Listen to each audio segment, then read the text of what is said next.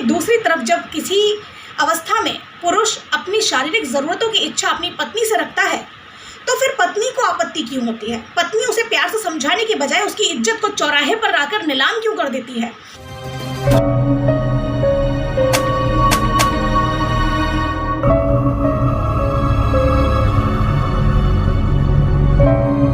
आप देख रहे हैं लीगल हेल्प फॉर मैन। जय हिंद।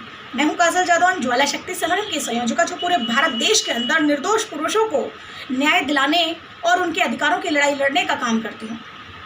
यहां बात करने आई हूं आज आप लोगों से धारा 377 के दुरुपयोग की। धारा 377 का मतलब होता है, जो लोग नहीं जानते, अननेचुरल सेक्स, जो कि पत्नियां अपने मान प्रतिष्ठा की दुहाई देते हुए अपने पति की इज्जत को बिगाड़ने, उनकी मान प्रतिष्ठा को हानि पहुंचाने और अपने ससुराली जनों को झूठे केस में फंसाने और धन उगाही के लालच में इस धारा का दुरुपयोग दिन ब दिन बढ़ता जा रहा है हमारे भारत देश में। जहां सरकार द्वारा नए नए कानून बनाकर महिलाओं को लाभ पहुंचाने की बात होती है, वहीं महिलाएं नया नया उस कानून का तोड़ निकाल कर उसके दुरुपयोग का सिलसिला शुरू कर देती हैं।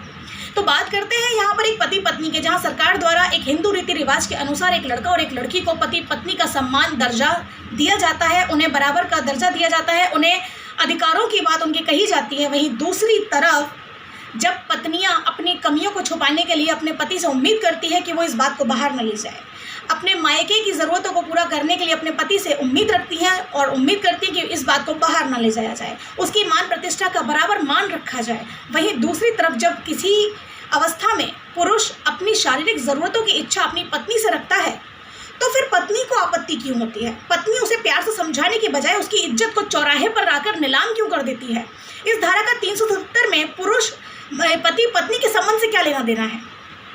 अगर पति अपनी इच्छाओं की पूर्ति अपनी पत्नी से करना चाहता है तो इसमें कौन सी बुरी बात है? अगर पति बाहर अपनी ज़रूरतों को पूरी करता है तो पत्नी उसे एडल्ट्री का नाम देती है। वहीं पत्नियां अपने साथ अगर इस इच्छा को पति अगर अपनी पत्नी के साथ पूरी करना चाहता है तो पत्नियां उसे क्रूरल्टी का नाम दे देती हैं। तो भाई, जब ये क्रूरल्टी है तो पत्नियां अपनी मायके की ज़रूरतों को पूरी करने के लिए, अपनी शारीरिक ज़रूरतों को पूरी करने के लिए, अपनी नखरे की अपनी ज़रूरतों को, सारी जीवन की ज़रूरतें जो होती हैं उनको पूरी करने के लिए पतियों पर जो धौंस जमाती है, जो रौब जमाती हैं, ये क्रूरल्टी क्यों नहीं हुई? हमें लगता है इस कानून में, इस धारा में संशोधन बहुत ज़रूरी है।